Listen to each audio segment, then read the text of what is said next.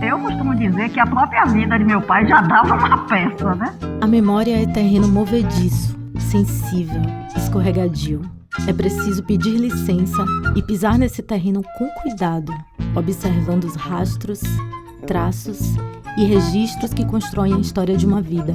Através da reconstituição de memórias, surgem facetas de um ator que se multiplicou numa cidade do interior da Bahia, Alagoinhas.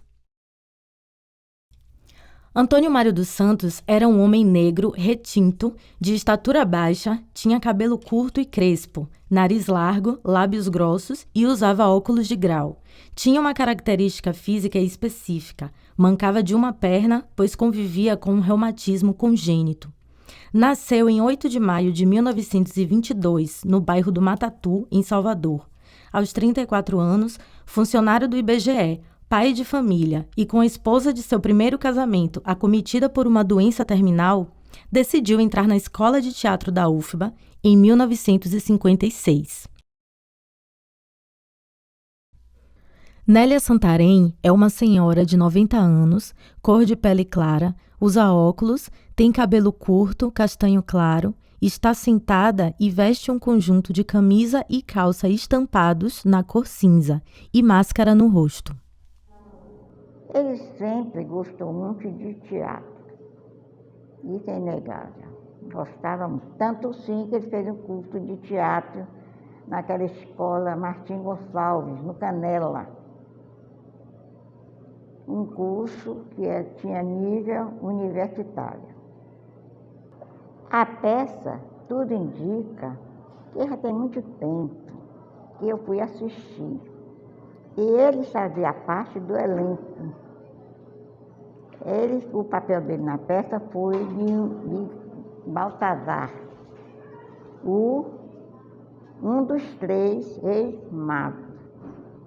Fui assistir a peça como amiguinha. E dessa amizade veio uma amizade mais profunda. Eu virei a namorada dele. Como ele tinha feito o concurso a trabalhar no interior, mandaram ele escolher na ilha ou Alagoinhas. Ele então preferiu Alagoinhas porque não dependia de negócio de barco, dessas coisas.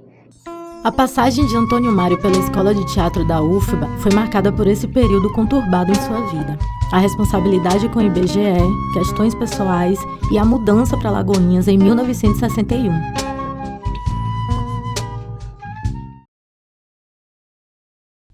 Edson é um senhor branco, com barba grisalha e cabelo curto, grisalho, e usa um boné preto. Está sentado com uma camisa polo preta e calça jeans. Tem um relógio no punho esquerdo e máscara no rosto. Tinha um diferencial. Eu me lembro que ele ficava numa mesa e tinha assim uns vagões de trem, ele já olhava a ferrovia.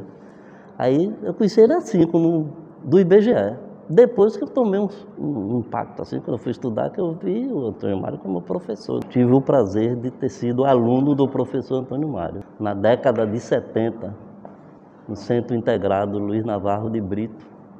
Iraci Gama é uma senhora negra, cor de pele clara, tem cabelo curto e cacheado, usa uma faixa na cabeça, óculos de grau e máscara no rosto. Veste uma blusa azul com fotografia sobre Alagoinhas e uma calça comprida. Está sentada numa cadeira com encosto e com os braços apoiados numa banqueta à sua frente. Em 1964, eu resolvi fazer o curso de contabilidade e, para minha alegria, Antônio Mário veio ser nosso professor de História. Ele tinha um grande conhecimento de História, mas ele fazia as aulas de História através do humor, contava muitos casos do tempo da monarquia, do tempo do Império, e com aquele ar pilérico dele, e com a marca de ator, que era um grande ator, ele conquistava todos nós. Me recordo a mímica que marca o professor Antônio Mário, ele colocando a linha numa agulha. Por mais que a gente olhava que não tinha agulha, não tinha linha, a gente conseguia ver a linha e a agulha. Mas ele puxava assim e a gente sentia como se fosse uma linha, um fio, digamos, um fio. Aí ele puxava, e aí com esse material que estava na mão direita, ele botava na língua, apertava um pouco nos dentes, e depois com o objeto que estava na mão esquerda, ele passava um objeto pelo outro. Então a gente deduzia que ele estava enfiando uma agulha, a linha numa agulha. E a gente olhava para ele, só havia ele e a cadeira no palco, mas a gente via uma velha sentada, pegando a linha e a agulha num balaio de costura, enfiando. Então, aí a gente não resistia e batia a palma e se emocionava. O vínculo de Antônio Mário com Alagoinhas se fortalecia na medida em que suas facetas se desdobravam. Foi na cidade que ele resgatou o desejo de continuar fazendo teatro, dessa vez como diretor. E foi exatamente nesses contatos com Antônio Mário, e ele fazia umas vivências de teatro conosco, que a gente foi se entusiasmando para a formação de um grupo de teatro. Então nasceu aí a ideia do Grupo Teatral Dias Gomes. Então, Dias Gomes também era um teatrólogo, um dramaturgo baiano, mas já de muita projeção, com algumas peças transformadas até em filmes. Então, Dias Gomes era uma figura já muito conhecida entre nós e que nos causava muito impacto. Por isso que escolhemos botar o nome Dias Gomes no grupo. Então, ficou o Grupo Teatral Dias Gomes. Luiz Ramos é um senhor branco, grisalho, usa uma camisa branca e calça jeans preta e uma máscara no rosto. Essa peça, de montar essa peça já na natureza, porque deu tão certo, teve um encantamento, um encenamento nessa praça, que eu acho que foi exato, tudo se encaixava. O assunto, cenas eram cenas andantes, as pessoas iam em ângulos diferentes da praça e acontecia falas especiais de cada lugar.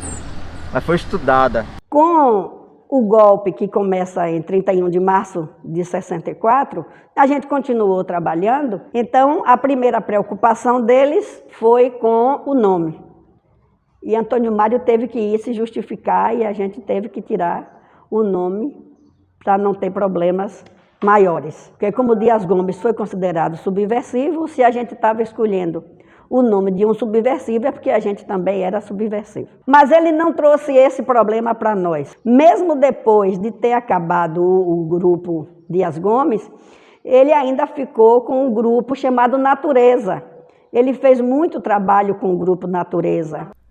Lívia Santarém é uma mulher morena, cor de pele clara, usa óculos, tem cabelo curto, castanho claro e está sentada, usando uma blusa branca, uma calça jeans e máscara no rosto. Ele atraía os olhares para ele, porque ele era sedutor e ele se destacava por onde ele passava. Mas ele sabia muito bem avaliar os opositores dele. E ele sabia muito bem se camuflar, era um camaleão. Então, se ele estava na década de 60, após o golpe de 64, como professor de História da Arte, em plena ditadura militar,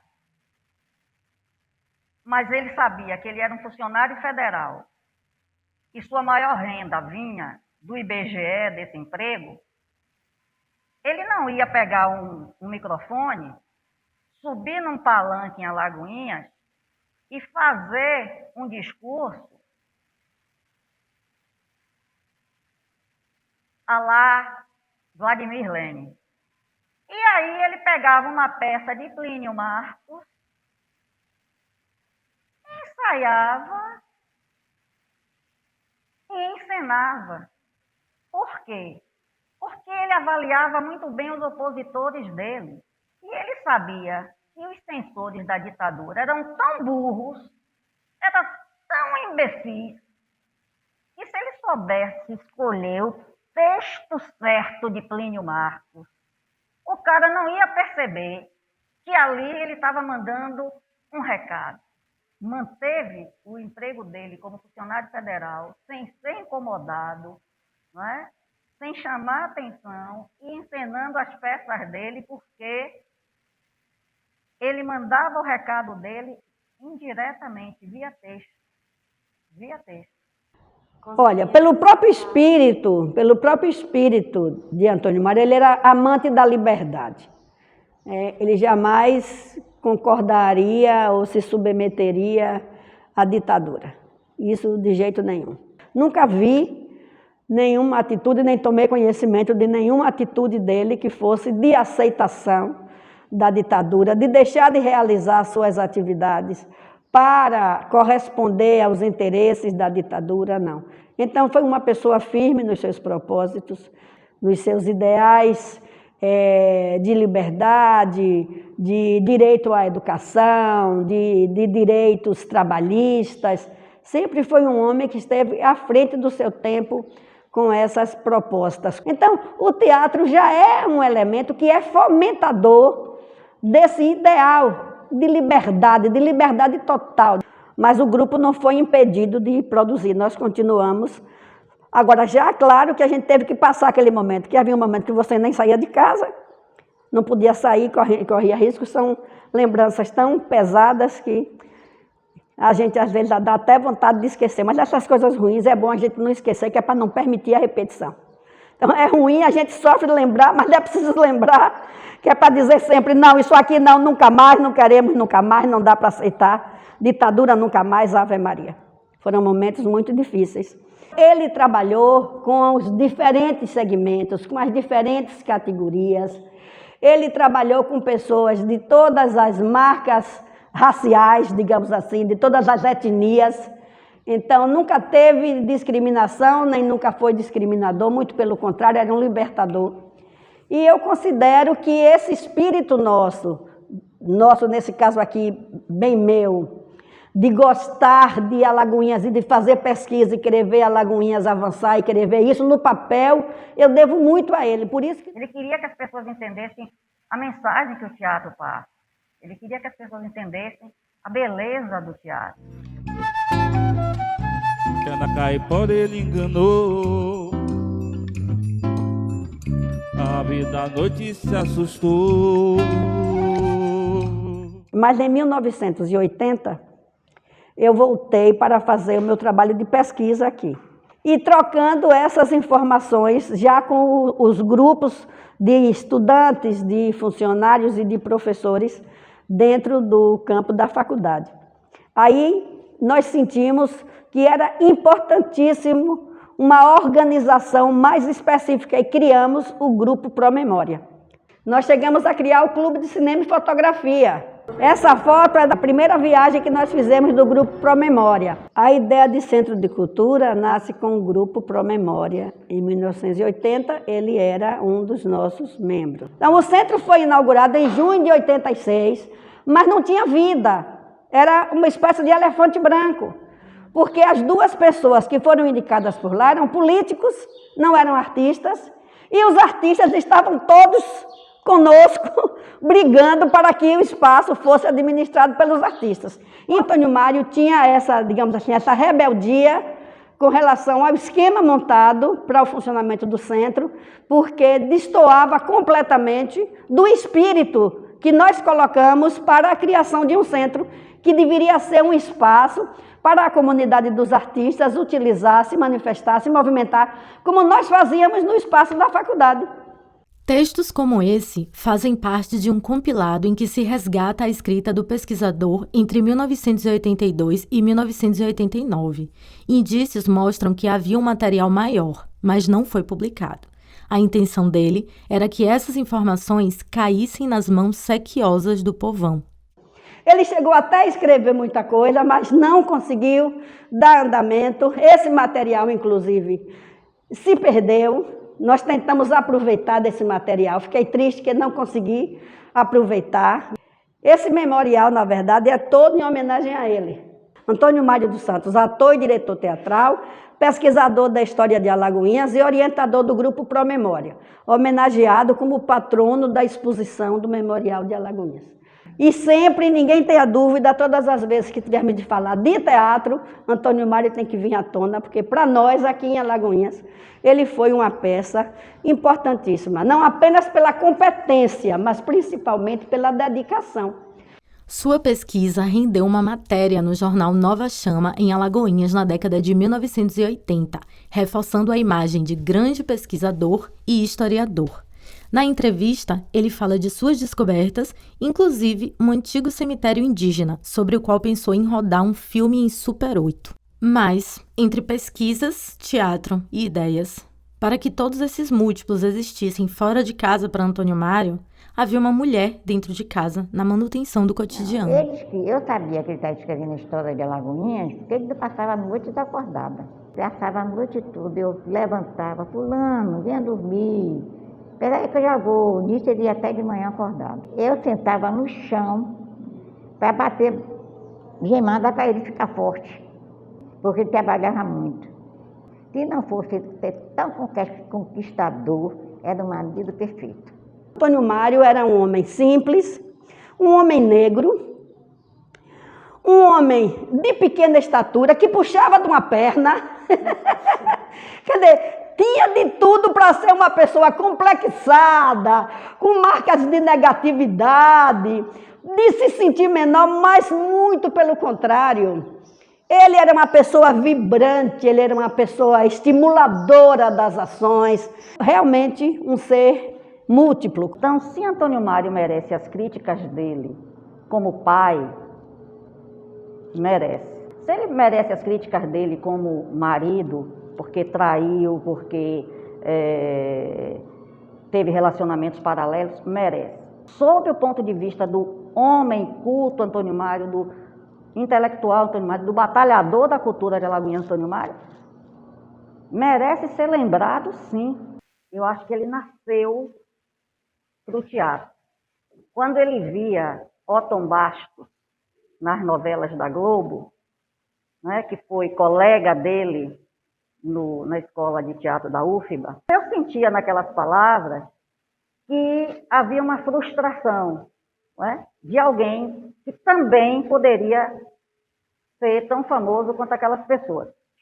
Porque Antônio Mário não nasceu para ser estatístico do IBGE, Antônio Mário não nasceu para ser professor do estadual, Antônio Mário não nasceu para ser marido de ninguém, não sei nem se ele nasceu para ser pai de ninguém, entendeu? Antônio Mário nasceu para ser dramaturgo, teatrólogo, diretor, ser cidadão do mundo, ser livre. Toda vez que eu entro no Centro de Cultura, que eu vejo o nome dele ali, eu digo, pô, cara, tu conseguiu se imortalizar. As lembranças reverberadas no tempo construíram um Antônio Mário envolto, talvez, pelo romantismo de uma agitação cultural na cidade, entre as décadas de 1970 e 1980. O que o fenômeno da memória nos mostra é que ele parecia conservar uma boa imagem sobre si em vida. Em 1989, ele foi representado num quadro pintado pelo seu amigo e artista plástico Antônio Lins. Nele, o ator, professor, diretor, caminha ao lado do autor da obra, em frente ao prédio onde morou até o fim da sua vida. Pelos caminhos e descaminhos da memória, Antônio Mário dissemina os seus múltiplos pelo cenário de Alagoinhas, uma cidade que tanto foi transformada por ele, como ele também foi transformado pela cidade. As cortinas do espetáculo permaneceram abertas até a década de 90, quando em 2002, tal qual Vida que Imita a Arte, Antônio Mário encerra o seu último ato.